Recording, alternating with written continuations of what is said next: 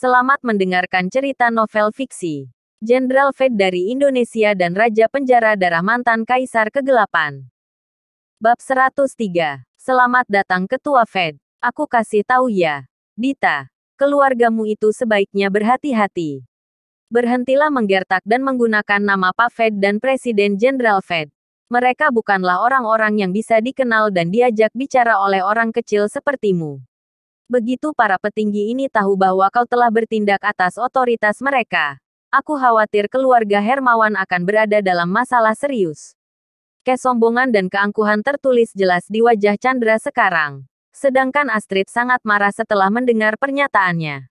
Namun, sebelum Astrid membantah, seorang dokter berjas putih berjalan cepat ke arah mereka. Ibu, Lily, kenapa kalian masih berdiri di sini? Aku sudah meminta stafku untuk menyiapkan ruang naratama untuk kalian. Dokter itu segera menghampiri mereka. Dialah suami Lily, Andika Jaya. Dia juga salah satu dokter kepala di Rumah Sakit Kusuma Pengobatan Tradisional Cina dan Barat Terpadu. Setelah kedatangan suaminya, Lily menjadi lebih senang dan bangga pada dirinya sendiri. Sayang, apakah kamu baru saja menyelesaikan pekerjaanmu? Andika mengangguk dan bertanya dengan penasaran setelah melirik Astrid dan Lintang. Kedua orang ini. Karena dia dan Lily baru 1 tahun menikah, dia belum pernah bertemu Dita. Setelah mendengar pertanyaan Andika, Chandra menutup mulutnya dan tertawa. Ini bibimu. Dan orang itu Lintang Fed, suami Liana Barma. Lintang Fed, Andika berpikir, tentu saja. Dia telah mendengar tentang Lintang. Dan dia pasti tahu tentang Liana juga. Menjadi presiden kota Jakarta yang paling populer dan cantik, Liana telah menjadi wanita impian semua pria, termasuk Andika. Karena itu, Andika tak bisa lagi memasang wajah ramah begitu dia mengetahui bahwa pria di hadapannya adalah suami dewinya. Oh, kau Lintang, kasihan sekali. Sepertinya Liana tak punya selera tinggi. Andika berbicara terang-terangan. Chandra dan Lily tak bisa menahan tawa mereka ketika mendengar ini. Hahaha, kau dengar itu, Dita. Bahkan menantuku juga punya pendapat yang sama setelah bertemu Lintang untuk pertama kalinya. Aku benar-benar tak tahu apa yang ada dalam pikiran keluargamu selama ini. Lintang, sepertinya kau tak begitu berkarisma. Hahaha, ibu dan anak itu tertawa dengan kejam dan arogan. Kata-kata mereka membuat Astrid gemetar marah. Tepat sebelum Astrid hendak membentak, Lintang menahannya. Berbeda dengan Dita, tak ada tanda-tanda kemarahan di wajahnya. Menatap Andika, dia bertanya dengan senyum tipis. Apakah kau kepala dokter di sini? Sudahkah ibu mertua dan istrimu mendaftar dan mengantri? Selain itu, kenapa mereka bahkan memenuhi syarat untuk mendapat ruang naratama? Apa? Pertanyaan Lintang mengejutkan Andika dan keluarganya. Mereka tak pernah menyangka pria miskin sepertinya jadi begitu usil. Cekak, itu bukan urusanmu. Andika melirik Lintang dan berkata dengan arogan. Aku kasih tahu ya, aku kepala dokter di sini. Jadi ibu mertua dan istriku tak perlu mengantri sepertimu. Juga, semuanya di sini gratis untuk mereka. Aku bisa mengatur ruang naratama untuk mereka sesuka hatiku.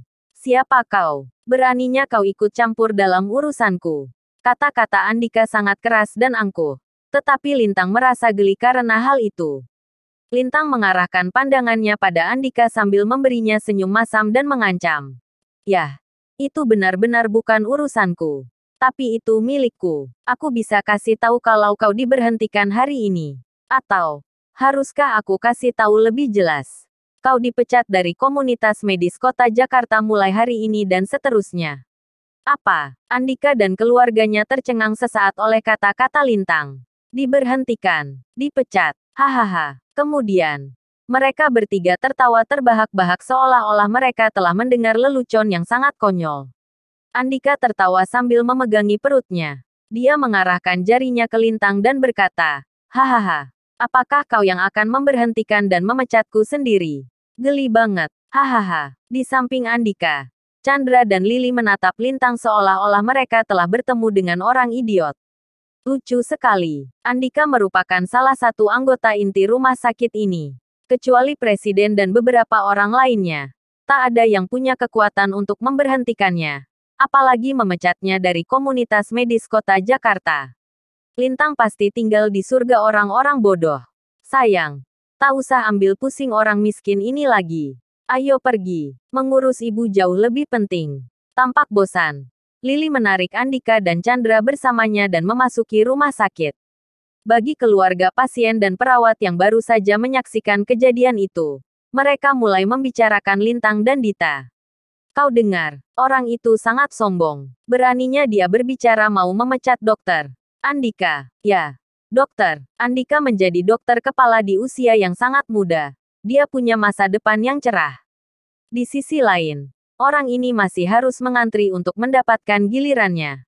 Aduh, aku dengar dokter. Andika merupakan orang yang akan membalas dendam bahkan untuk keluhan terkecil. Kurasa dia tak akan melepaskannya dengan mudah. Petik 2. Orang-orang di sekitar mereka menggelengkan kepala pada Lintang dan Astrid saat mereka memikirkan nasib kedua orang ini. Di mata mereka, jelas bahwa Lintang akan menerima pembalasan dari Andika karena sudah begitu sombong. Sementara itu, derap, terdengar langkah kaki dari lantai atas. Semua orang terkagum-kagum ketika mereka melihat kepala dokter dan dokter berlari ke bawah dipimpin oleh seorang dokter asing dan seorang praktisi pengobatan tradisional Cina tua. Wajah para petugas medis ini bersinar dengan kegembiraan dan harapan. Seolah-olah mereka akan menyapa seorang naratama. Adegan ini sungguh. Para keluarga pasien dan perawat di sekitar terdiam tercengang. Kerumunan itu mengenali dua pria di depan. Mereka merupakan Presiden Malik dan Wakil Presiden Wardana Gani dari Rumah Sakit Kusuma Pengobatan Tradisional Cina dan Barat Terpadu. Di belakang mereka, hampir seluruh petugas medis teratas rumah sakit muncul. Kerumunan itu tak tahu kedatangan siapa yang akan membuat anggota inti rumah sakit muncul dan menyapa secara pribadi. Sebuah bisikan terdengar di antara kerumunan karena pemandangan itu terlalu mengejutkan. Namun, pemandangan yang lebih sulit dipercaya terjadi di hadapan orang banyak saat mereka menyaksikan petugas medis terkemuka berjalan cepat menuju Lintang dan Dita. Di depan tatapan heran semua orang, para petugas medis top ini membungkuk ketika mereka bertemu Lintang. Mereka berbicara dengan suara keras dan jelas saat mereka tak bisa lagi menahan kegembiraan mereka. Selamat datang, Ketua Fed. Saat sapaan itu terdengar di lobi rumah sakit, para pasien, keluarga, dan perawat di sekitar mereka tercengang. Mereka tak bisa mempercayai yang mereka dengar. Ketua Fed. Semua orang terperanjat pada adegan saat tim medis top rumah sakit membungkuk kepada Lintang yang berpakaian lusuh. Mereka bukanlah satu-satunya.